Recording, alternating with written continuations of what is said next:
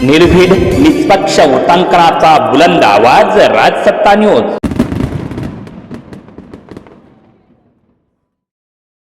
40 वर्षही केला होता. वसंत बंधारा जो संगमनेरला येणार होता तो सुद्धा थांबवण्याचं काम याच विरोधकांनी केलं होतं. आमची संगमनेर मार्गे जाणारी नाशिक पुणे रेल्वे आहे ती पळवण्याचं कामही याच विरोधकांनी केलेलं आहे. उद्याच्या काळामध्ये आमचं संगमनेरचं पाणी देखील पळवण्याचं धोरण या विरोधकांच्या मागचे जे आका आहेत त्यांचं आहे. आणि म्हणून मला आपल्याला या निमित्ताने सांगायचं आहे की विरोधकांचं काम करत राहतील, आम्ही आमचं काम करत राहू. राहिला प्रश्न 1 वर्षातल्या निधीचा, तर मागच्या 1 वर्षामध्ये या शहराला 1 रुपयाचा ढबूचा निधी मिळालेला नाही. हे मी तुम्हाला माहिती म्हणजे खात्रीलायक माहितीच्या कारणाने सांगतो. आचारसंहिता चालू होण्याच्या आदल्या दिवशी 10 कोटी रुपयाच्या निधीचं GR निघतो आणि त्याचं ना एस्टिमेट आहे ना त्याचं वर्क ऑर्डर आहे. मी जेव्हा कलेक्टर ऑफिसची माहिती घेतली, मी जेव्हा नगरपालिकेच्या अधिकाऱ्यांना विचारलं की या 10 कोटीपैकी किती निधी प्रत्यक्षात जमा झालेला आहे, तर 1 रुपया जमा झालेला नाही. त्यामुळं मला असं वाटतं की हे सगळं लोकांना कळतं. विकासाचं काम कोण करू शकतं, निधी आणण्याचं काम कोण करू शकतं आणि निधी आणण्यामध्ये तर आमची PhD आहे. आम्ही वर्षानुवर्ष हेच काम करतोय. सरकार कोणाचंही असलं तरी निधी कशा पद्धतीने आणायचा आम्हाला चांगल्या पद्धतीने माहिती आहे. निधी हा काही वशिल्यावर मिळत नाही, निधी हा मेरिटवर मिळतो. योजना चांगल्या असाव्या लागतात, काम चांगलं असावं लागतं आणि आलेल्या निधीचा पैसा शेवटच्या माणसापर्यंत जातोय की नाही हे देखील पाहावं लागतं.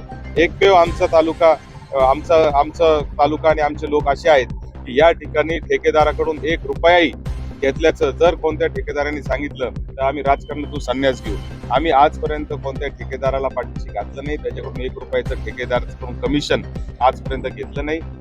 मला असं वाटतं की हेच आमचं सगळं यशाचं गमक आहे. आम्ही लोकांमध्ये आहे, लोकांबरोबर राहतो. सगळ्या पक्षाच्या लोकांशी निवडणुका झाल्यानंतर आम्ही अतिशय सौजन्याने वागतो. राजकारण आम्ही निवडणुकीपुरतच करतो. हे आमच्या परिवाराचे काही वैशिष्ट्य आहेत आणि म्हणूनच लोक आमच्या पाठीशी खंबीरपणाने उभे आहेत. एका फोनवरती MIDC मंजूर होते, दवाखान्याचा प्रश्न निकाली काढला जातो. काही चांगली गोष्ट आहे. राज्यामध्ये जवळजवळ मला असं आत्ताच मी सहज कोणीतरी सांगत होतं की येवल्यालाही MIDC दिली, पांढर केवढ्याला MIDC दिली. जो 40 पेक्षा जास्त ऑनलाईन MIDC या ठिकाणी मंजूर झालेल्या आहेत. हरकत नाही, जर ऑनलाईन का असे ना MIDC मंजूर होत असेल आणि तरुणांच्या हाताला रोजगार मिळत असेल तर आम्ही त्याचं स्वागतच करू.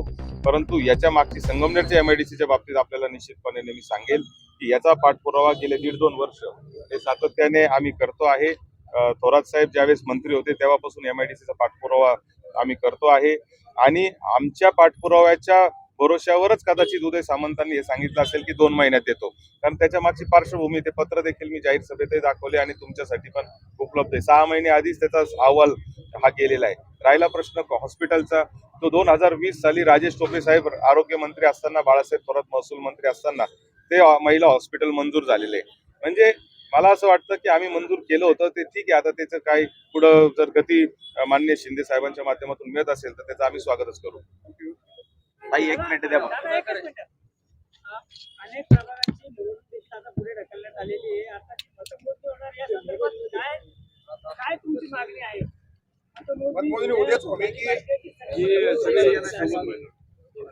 ज्या पद्धतीचा गोंधळ निवडणूक आयोगाने मागच्या या सगळ्या स्थानिक स्वराज्याच्या निवडणुकीत घातलेला आहे हा खरा म्हणजे अद्भुत आहे आणि जगात त्याची जागतिक नोंद व्हावी अशा पद्धतीचा गोंधळ आहे.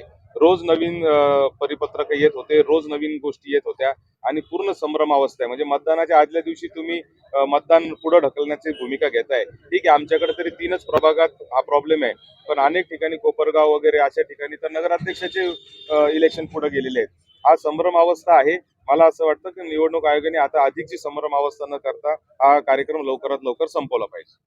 1 मिनिट फक्त.